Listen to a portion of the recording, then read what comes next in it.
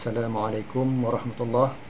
Alhamdulillah, dengan rahmat dan perkenan Allah Subhanahu Wa Taala, bertemu kita dalam siri ke-35 Gold Forever hari ini. Pada siri kali ini, saya akan kongsikan dua perkara. Yang pertamanya, sifat-sifat luar biasa emas yang telah diterima sebagai wang sejak ribuan tahun. Dan yang keduanya adalah wang digital yang berasaskan kepada teknologi yang semakin mendapat tumpuan dunia hari ini. Persoalannya ialah, adakah pelaburan emas masih relevan dalam era dunia digital hari ini? InsyaAllah ada 4 tajuk yang akan dibincangkan. Tajuk yang pertama adalah, apa gunanya emas? Emas adalah sesuatu yang sinonim dengan kekayaan dan peradaban serta kemegahan manusia sejak ribuan tahun. Emas sentiasa kelihatan berkilau dan boleh dilebur menjadi jongkong, shilling, barang perhiasan dan sebagainya. Ia tidak berkarat, terhakis atau reput. Tambahan lagi, ia ada ciri-ciri semula jadi seperti mengekalkan ataupun menyimpan nilai serta digunakan sebagai wang sejak ribuan tahun. Mudahnya, emas bersifat keemasan, sifat unik yang tidak dimiliki oleh logam-logam yang lain. Hakikatnya adalah, emas boleh mengalirkan elektrik. Walaupun perak merupakan pengalir elektrik terbaik, penyambungan yang menggunakan emas tidak tercemar berbanding perak dan tembaga. Dalam sektor semikonduktor yang sangat pesat berkembang hari ini, emas penting dan sangat bernilai kerana peranti-peranti elektronik atau microchip yang saiznya semakin kecil, lebih kurang milimeter, memerlukan penggunaan arus dan voltan yang juga sangat rendah.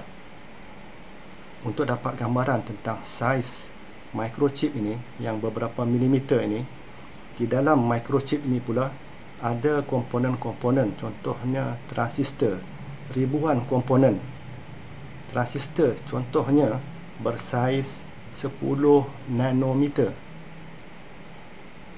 Contoh yang boleh diberikan adalah sehelai rambut yang dibelah 10,000 kali ataupun 10,000 bahagian daripada sehelai rambut.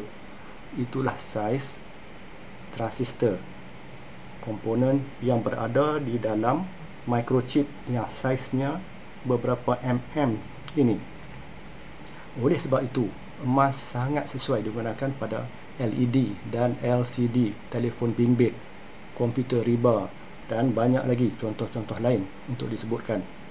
Kesemua ini boleh berlaku atas sifat asli yang ada pada emas itu sendiri, iaitu ketahanan. Ia tahan karat dan tahan kakisan. Ini ditambah dengan keistimewaan emas yang juga bersifat mulur, ductile atau liat. Dengan sifat ini, emas boleh dibentuk dengan mudah berbanding bahan lain. Justru setengah orang gunakan emas untuk menampal gigi yang berlubang, buat crowns, buat bridges dalam teknologi pergigian dan sebagainya. Banyak lagi tempat-tempat di mana emas diguna pakai di samping contoh yang diberikan di sini. Tajuk yang kedua, adakah emas komoditi? Apakah maksud komoditi?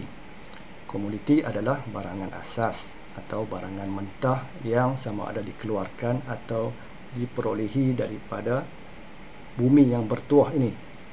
Maksud dikeluarkan adalah dilombong dari perut bumi, seperti contohnya tembaga, timah, minyak, gas, arang batu dan lain-lain lagi. Manakala yang diperolehi dari permukaan bumi adalah contohnya seperti jagung, koko, beras, gula, sayur-sayuran dan lain-lain. Oleh itu, biasanya emas turut digolongkan dalam kumpulan komoditi atau barangan asas. Tetapi secara amnya, emas tidak habis apabila digunakan. Tidak seperti barangan komoditi lain. Selepas dirombong dan dikeluarkan dari perut bumi, emas kekal dalam simpanan manusia, cuma mungkin berubah bentuk. Minyak pula akan habis, contohnya apabila digunakan dan bertukar bentuk kepada gas dan hilang. arang batu dibakar dan habis, dan seterusnya. Emas baliknya tidak habis, ia cuma bertukar bentuk kepada barang perhiasan, kepada shilling dan sebagainya. Hakikatnya, jumlah logam berharga emas ini kekal selepas dilombong. Justru emas berada dalam kategorinya yang tersendiri, menjadi tumpuan individu ataupun empire yang bercita-cita meraih kekayaan. Contohnya, 500 tahun yang dahulu, negara Spanyol, mereka pergi ke Amerika Selatan untuk mendapatkan ataupun merampas kekayaan emas daripada suku kaum Inca di banjaran Andes. Ini bagi tujuan membayar hutang, perang serta meningkatkan keupayaan ekonomi dan kekayaan negara Spanyol ketika itu. Jadi, adakah emas komoditi? Jawapannya ya dan tidak, bergantung kepada apa tujuan seseorang individu ataupun negara tersebut. Kita masuk kepada tajuk yang ketiga, emas anugerah Allah Subhanahu wa Ta'ala. Hakikatnya logam berharga yang menjadi tumpuan manusia ini merupakan ciptaan Allah Subhanahu wa Ta'ala, dan oleh sebab itu ianya sentiasa bersinar sepanjang zaman. Ianya adalah anugerah Allah. Dalam Al-Quran, emas disebut di beberapa tempat. Di samping disebut sebagai simbol kekayaan, emas juga melalaikan manusia. Kitab Injil juga menyebut emas lebih 400 kali. Kita ambil contoh surah Ali Imran ayat yang ke-14. Maksudnya di sini, dijadikan indah pada pandangan manusia kecintaan kepada apa-apa yang diingini, iaitu wanita-wanita, anak-anak, harta yang banyak dari jenis emas, perak dan seterusnya. Itulah kesenangan hidup di dunia, dan di sisi Allah tempat yang baik, iaitu syurga. Dalam ayat yang kedua, At-Taubah ayat 35, maksudnya, dan orang-orang yang menyimpan emas dan perak dan tidak menafkahkannya pada jalan Allah, mereka ini diberi amaran.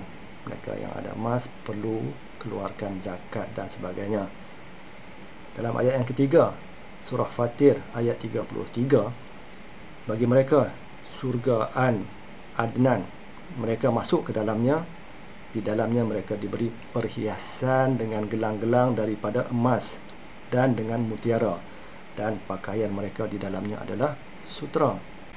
Seterusnya dalam surah Ali Imran ayat 91, maksudnya, sesungguhnya orang-orang yang kafir lalu mati sedang mereka tetap kafir, maka tidak sekali-kali akan diterima dari seseorang di antara mereka emas sepenuh bumi, walaupun ia menebus dirinya dengan emas yang sebanyak itu.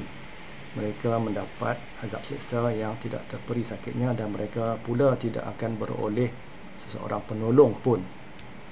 Daripada ayat-ayat di atas, manusia sebenarnya dibimbing oleh pencipta, iaitu Allah Subhanahu wa Ta'ala, mengenal apa itu emas, dan selanjutnya diberi panduan tentang nilai emas dalam kehidupan.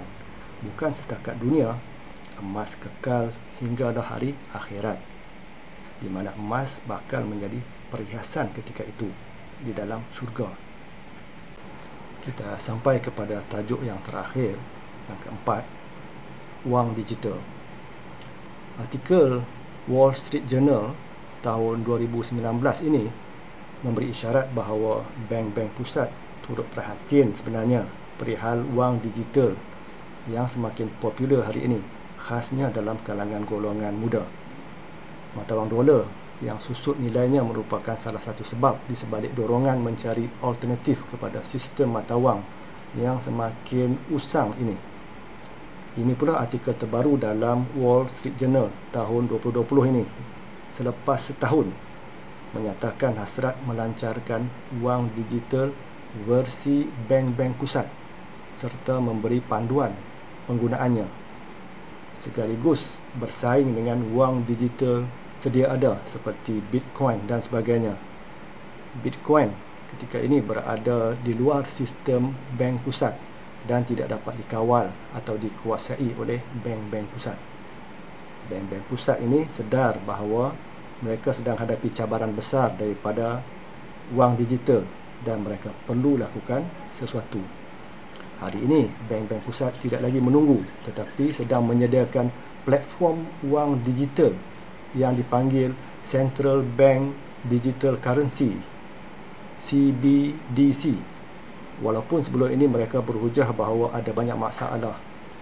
Lagipun sekarang ini 92% mata wang dunia telah pun dalam bentuk digital. Hanya 8% dalam bentuk fizikal, wang kertas fizikal dan sebagainya. Jadual ini pula membandingkan antara emas, mata wang fiat dan Bitcoin berdasarkan beberapa ciri yang disenaraikan tersebut. Ada 11 ciri semuanya. Daripada 11 ciri-ciri yang dibandingkan, Bitcoin hanya lemah pada satu sahaja ciri. Di samping Bitcoin yang ada 10 high, 10 kelebihan, mata wang fiat ada 5 kelebihan high-nya, turut memiliki kelebihan, iaitu mata wang fiat yang kedua selepas Bitcoin. Emas paling corot berdasarkan jadual ini dengan hanya ada 3H, 3 high, 3 kelebihan. Sebagai rumusan, hari ini kita ada teknologi blockchain yang menghasilkan wang digital atau wang kripto. Hakikatnya dalam sejarah manusia ribuan tahun, teknologi datang dan pergi, di mana setiap zaman ada teknologinya yang tersendiri. Maka dunia hari ini sedang beralih kepada bentuk wang digital dan mungkin wang digital ini akan kekal untuk beberapa dekad yang akan datang. Tetapi akhirnya yang kekal saya kira adalah emas, sehingga penghuni syurga turut dipakaikan perhiasan daripada emas.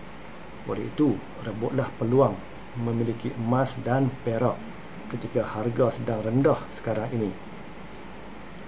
InsyaAllah berjumpa lagi kita di sesi perkongsian yang akan datang dalam siri Gold Forever ini.